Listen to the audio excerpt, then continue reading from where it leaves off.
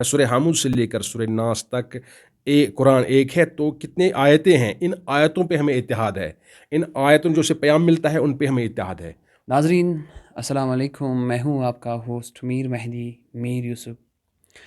آج ہم ایک بار پھر آپ کی خدمت میں حاضر ہے۔ آج ہم ہفتہ وحدت کے بارے میں جانیں گے اور ہمارے ساتھ مہمان ہے حجت الاسلام والمسلمین مولانا اقبال حسین میر صاحب، جو کہ خندہ کے گاؤں سے تعلق رکھتا ہے، جو کہ ضلع بڈگام سے وابستہ ہے۔ آئے مولانا صاحب سے ہم کچھ سوالات ہفتہ وحدت متعلق کریں گے۔ مولانا صاحب السلام علیکم ورحمۃ اللہ وبرکاتہ۔ مولانا صاحب، آپ کا بہت بہت شکریہ ہے کہ آپ نے ہم لوگوں کو اپنا قیمتی وقت دیا ہے۔ مولانا صاحب، ہفتہ وحدت سے کیا مراد ہے؟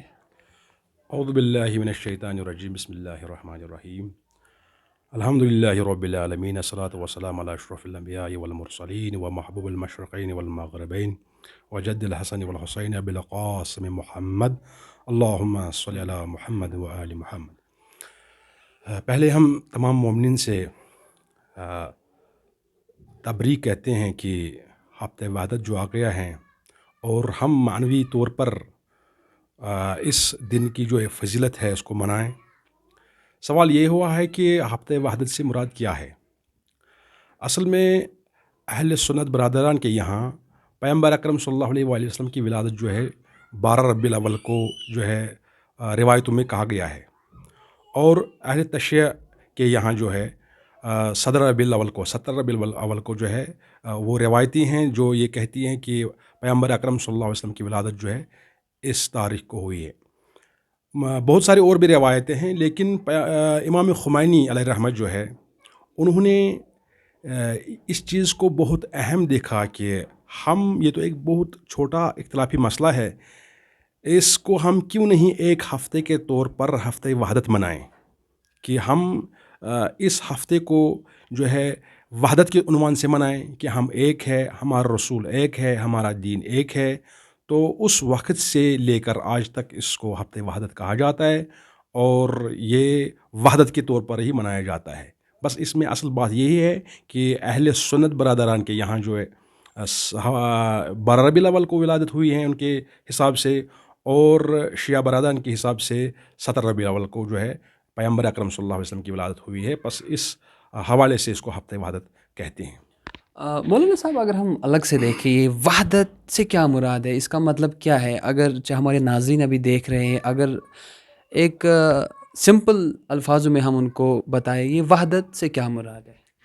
دیکھو، اگر ہم چاہتے ہیں اس وحدت کو سمجھیں، وحدت جو بھی مسلمانوں کے درمیان مشترکات ہے، یعنی مشترکہ عقائد ہے، اس بیس پہ ہم، اس بنیاد پہ ہم ایک ہو جائیں، اور جو ہمارے اختلافات ہے، اختلافی نکات ہے، جبکہ وہ بہت کم ہیں، وہ 10% بھی نہیں ہوں گے، لیکن ہم ان کو بڑا چڑھا کے بیان کرتے ہیں، جبکہ 90 سے زیادہ جو ہے وہ مشترکات ہے۔ اس مشترکات کی بیس پہ ہم آئیں، ایک ہو جائیں، اور جو اختلافی نکات ہے، جو ہمارے عقیدے آپس میں نہیں ملتے ہیں کچھ جگہوں پہ، وہ ہم لڑائی اور جھگڑے کا بہانہ نہ بنائیں۔ اس کو ہم وحدت کہتے ہیں، یعنی ایک ہونا اس لحاظ سے، کیونکہ ہمارے یہاں ہم جب دیکھتے ہیں پیغمبر اکرم صلی اللہ علیہ وسلم ہمارا ایک ہے، قرآن کتاب جو ہے سورہ حمد سے لے کر سورہ ناس تک ایک ہے، اور ہمارا قبلہ ایک ہے، ہمارا دین ایک ہے، تو کیوں نہ ہم ایک ہو جائیں۔ اور اس وقت جب ہم دشمن دیکھ رہے ہیں کہ وہ اسلام اور مسلمانوں کے مقابلے میں ایک ہوا ہے، تو ہم کو بھی چاہے ان مشترکات کی بنا پر ایک ہو جائیں۔ ایک چھوٹی سی مثال میں ہم اس کو سمجھا سکتے ہیں۔ مثلا میں بتاؤں گا آپ کو، ایک گاؤں میں ہمارے کشمیر میں ہے، ایک پانی کی پرابلم تھی۔ اس گاؤں میں شیعہ برادران بھی رہتے ہیں، سنی برادران بھی رہتے ہیں، اور سکھ برادران بھی رہتے ہیں، شاید ہو سکتا ہے ہندو برادران میں سے بھی وہاں پہ کوئی ہو۔ تو انہوں نے مل کر، ان چاروں نے مل کر وہاں پہ اس ایک مشکل کے خلاف وہ کھڑے ہوئے، اور گورنمنٹ کے پاس گئے اور احتجاج کیا، اور اپنے گاؤں کے ایک مسئلے کو حل کیا، جبکہ ان کے وہاں سب عقیدے نہیں مل رہے تھے، لیکن ایک مشکل کے لیے وہ کھڑا ہو گئے. اور آج ہم دیکھ رہے ہیں کہ مسلمانوں کے درمیان بے تحاشا جو مشکلات ہے ان کی کوئی انتہا نہیں ہے. تو اور وہ مشکلات ہمیں مشترک ہے, مشکلات بھی ہمارے مشترک ہے, بہت ساری مشکلات ہمارے مشترک ہے. ہمارا دشمن ایک ہے امریکہ, اسرائیل, جس نے ہمارے قبل اول کو قبضے میں لیا ہے. تو ان مشکلات کو مقابلہ کرنے کے لیے ہم کیوں ایک نہیں ہو جاتے, جب کہ مثال واضح ہے ہمارے پاس. تو وحدت اسی کو کہتے ہیں. ہم اپنے جو مشترک پرابلمز ہمارے ہیں اور مشترکہ عقائد جو ہیں, ہم ان کی بیس پہ ایک ہو جائیں, اور جو ہمارے درمیان اختلافی نکات ہیں ان کا جو ہے لڑائی اور جھگڑا کا بہانہ ہم نہ بنائیں. جی ہاں، مولانا صاحب نے ایک واضح مثال دی کہ ایک گاؤں میں پانی کا مسئلہ تھا تو ہر فرقے کے لوگ وہاں پہ ایک جٹ ہو کے وہ مسئلہ سالو کیا. سید علی سیستانی صاحب بھی یہی فرماتے ہیں کہ اہل سنت کے لوگ ہمارے خالی بھائی نہیں ہیں بلکہ نفس و جان ہیں. اسی حوالے سے ہم مولانا صاحب سے یہ سوال کریں گے کہ وحدت کیوں ضروری ہے؟ دیکھیں, یہ کیوں ضروری ہے؟ کیونکہ آج کل ہم دیکھتے ہیں جو غیر مسلم ہے, جو اپنے آپ کو مسلمان نہیں کہتے ہیں, اور کھلم کھلا جو ہے واضح طور پر ہماری دشمنی پہ اتر آئے ہیں اور ہماری دشمنی کر رہے ہیں. ہم دیکھیں امریکہ ہے, اسرائیل ہے, اور آج دیکھیں آج کل کیا ہو رہا ہے کشمیر میں. ہم دیکھتے ہیں کہ دشمن کیا ہے اور وہ ہمارے مقابلے میں ہے. اور آپ دیکھیں افغانستان میں کیا ہو رہا ہے, آپ دیکھیں پاکستان میں کیا ہو رہا ہے, آپ دیکھیں ہندوستان میں مسلمانوں کے ساتھ کیا ہو رہا ہے, اور بہت ساری جگہوں پہ کیا کیا ہو رہا ہے. ہم دیکھتے ہیں کہ جو دشمن ہے وہ نہیں دیکھتا یہ شیعہ ہے, سنی ہے, کون ہے, کیا ہے. وہ فقط یہی دیکھتا ہے کہ یہ مسلمان ہے, اور وہ مسلمان کی بیس پہ آ کر اس کو جو اس کے لیے مشکلات ایجاد کرتا ہے. تو کیا کسی کو اب نہیں لگتا ہے کہ ہمیں یہ چھوٹے موٹے اختلافات کو بلا کر ایک دوسرے کو اب کافر کہنا بند کریں اور ایک ہو جائیں, اور ہمارے یہاں اتحاد اور وحدت کی کیا ابھی تک آپ مسلمانوں کو یہ پتہ نہیں چلتا ہے کہ ہمارے لیے ضروری ہے؟ میں آپ کو ایک اور مثال دے دوں کہ ہم دیکھتے ہیں دنیا میں ایسے مذاہب ہیں جن کی بہت بڑی بنیادی اختلافات ہے, لیکن بنیادی اختلافات کی وجہ سے وہ ایک ہو گئے ہیں. آپ دیکھیں امریکہ, وہاں پہ کرسچنز رہتے ہیں, برٹش وہاں پر کرسچنز رہتے ہیں اگرچہ وہ نام کے ہی کرسچنز ہے, اور اسرائیل میں یہودی رہتے ہیں. کرسچن جو کہتے ہیں حضرت عیسیٰ خدا کا بیٹا ہے, 3 خداؤں میں ایک خدا ہے, اور یہودی کہتے ہیں کہ جو یہ عقیدہ ہے باطل ہے, اور کرسچن کہتے ہیں ہمارے حضرت عیسیٰ کو یہودی نے پھانسی دی, اور یہودی کہتے ہیں حضرت عیسیٰ واجب القتل ہے, جو حضرت موسیٰ کے بعد یہ دعویٰ کر رہا ہے کہ میں خدا کا بیٹا ہوں. اور کرسچنوں کی مقدس کتاب جو ہے بائبل ہے, جس کو ہم انجیل کہتے ہیں, اور یہودیوں کی کتاب جو تورات ہے, اور ان کا دین ایک ہے, ان کا دین دوسرے ہیں, اور ان کے عبادت کے طریقے اپنے ہیں, ان کے عبادت کے طریقے اپنے ہیں. یعنی بہت ساری اختلافات اور بنیادی اختلافات ہونے کی وجہ سے وہ ایک ہو گئے ہیں. وہ اسرائیل اور برٹش اسرائیل کو مدد کر رہے ہیں, ہر عنوان سے مدد کر رہے ہیں, بلکہ مسلمان بھی اب اس کو مدد کرنے کے لیے کیا ہے کھڑے ہو گئے ہیں. لیکن کس کے مقابلے میں؟ ان کے مقابلے مدد کے لیے کھڑے ہوئے ہیں جو کہتے ہیں ہمارا رسول ایک ہے, ہمارا نبی ایک ہے, ہماری کتاب قرآن ایک ہے, ہمارا قبلہ ایک ہے, ہماری نماز رمضان سب کچھ ایک ہے. لیکن اس کے باوجود جو ہے یہ مسلمان, ان کو نہیں لگتا کہ ہمیں متحد ہونے کی ضرورت ہے, جبکہ ہمارا دشمن جو ہے اتنے سارے اختلافات ہونے کے باوجود ایک ہو گئے ہیں. کیا ابھی بھی یہ ضرورت محسوس نہیں ہو رہی ہیں مسلمانوں کو؟ چاہے اب بیدار ہو جائیں, اب ان کی عقلیں کھلیں کہ ہمیں کیا کرنا چاہے. ہم نے محلوں میں, شہروں میں چھوٹے موٹے اختلافاتوں کو ہوا دیتے ہیں اور ان کو بہت بڑا بنا کر سماج میں جو ہے ڈال دیتے ہیں, تو اور لوگ اختلاف کے شکار ہو جاتے ہیں.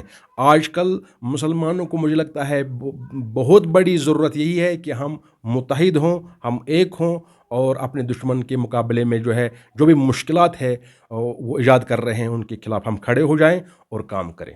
مولانا صاحب، آپ نے وحدت کے بارے میں بہت وضاحت کی. کیا وجہ ہے؟ کیونکہ جب بھی ہم آج کل دیکھتے ہیں دنیا میں ہر جگہ مسلمان مظلوم ہیں. کیا وجہ ہے کہ مسلمان ایک جگہ پہ جٹ ہو کے نہیں آ رہے؟ دیکھو, ایک مسئلہ یہی ہے کہ کچھ داخلی ایلیمنٹس بھی ہے, کچھ بیرونی ایلیمنٹس بھی ہے.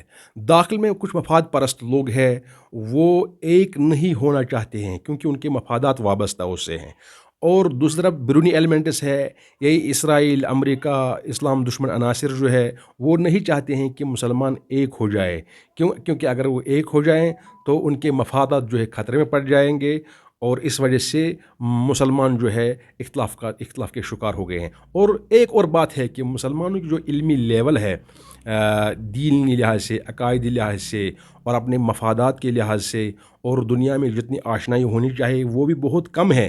اس لحاظ سے بھی جو ہے مجھے لگتا ہے ایک بہت بڑی پرابلم ہے کہ اگر مسلمانوں کے اندر آشنائی پیدا ہو جائے کہ ہمارا کتنا لاس ہو رہا ہے، ہم کتنے پیچھے ہو جا رہے ہیں، اور ہمارے خلاف کیا کیا ہونے والا ہے یا کیا ہو رہا ہے، تو مجھے لگتا ہے کہ یہ بیدار ہو جائیں گے اور یہ دشمن کے خلاف کھڑا ہو سکتے ہیں۔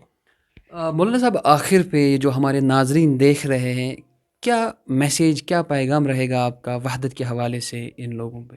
بس وحدت کے حوالے سے میرا پیغام یہ رہے گا کہ میں سمجھتا ہوں کہ اس وقت جو ہے ایک بہت بڑی ضرورت جو ہے اور اشد ضرورت ہے وہ وحدت کی ہے، ایک ہو جانے کی ہے، مشترکہ عقائد اور مشترکہ جو ہمارے مشکلات ہے ان کا مقابلہ کرنے کے لیے ایک ہونا ہے۔ یہ میری میسیج نہیں ہے، بلکہ جو بھی دین کا فہم رکھتے ہیں اور دین کے جو دغدغہ رکھنے والے ہیں، جو دین کے نام پہ جو ہے کام کرتے ہیں اور سوز دل رکھتے ہیں، ان کا بھی کہنا یہ ہے۔ آج کل ہم دیکھتے ہیں شیعوں میں جو ہے بڑے جو رہبر معظم ہے اس وقت، یا خمینی صاحب نے اپنی جو اقوال میں کہا ہے کہ اس وقت یہ دنیا کی ایک سب سے بڑی اشد ضرورت ہے مسلمانوں کے درمیان، اور اس کی کمی کا احساس ہم بین الاقوامی سطح پر کر رہے ہیں۔ لہٰذا ضرورت ہے کہ ہم ہر جگہ جو ہے اتحاد کے لیے کام کریں، اور چھوٹی موٹی چیزوں کو بڑا بنا کر اختلاف پیدا نہ کریں،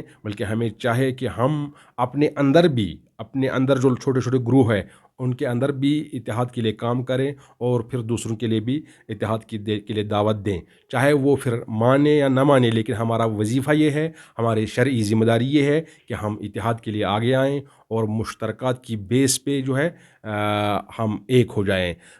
باقی ہم کسی کو یہ نہیں کہہ رہے ہیں کہ مثلا شیعہ سنی ہو جائے، سنی شیعہ ہو جائے، یا بہت سارے مسلکوں کو ہم کہتے ہیں ادھر نہیں۔ جو مشترکات ہیں مشترک قرآن کی بیس پہ، جب ہم کہتے ہیں سورہ ناس سے لے کر یا سورہ حامد سے لے کر سورہ ناس تک قرآن ایک ہے، تو کتنے آیتیں ہیں، ان آیتوں پہ ہمیں اتحاد ہے، ان آیتوں جو سے پیام ملتا ہے ان پہ ہمیں اتحاد ہے، ہونا چاہے۔ لہٰذا اس بیس پہ ہم کیوں نہیں ایک ہو سکتے؟ مجھے لگتا ہے اس وقت بہت بڑی اور اشد ضرورت یہ ہے کہ ہم ایک ہو جائیں اور اپنے دشمن کے لیے جو ہے اس کے مقابلے میں کھڑے ہو جائیں۔ جی ہاں ناظرین، آپ نے سنا مولانا صاحب کے زبانی کے، ہماری کامیابی اسی میں ہے کہ وحدت پہ رہیں، ایک اسٹرنگتھ پہ رہے، ایک نیشنز بنائیں، تبھی مسلمان کامیاب ہو سکتا ہے۔ ناظرین، لیتے ہیں آج کے پروگرام کا وقفہ، دیجیے اجازت، رہی زندگی تو پھر ملیں گے۔ السلام علیکم۔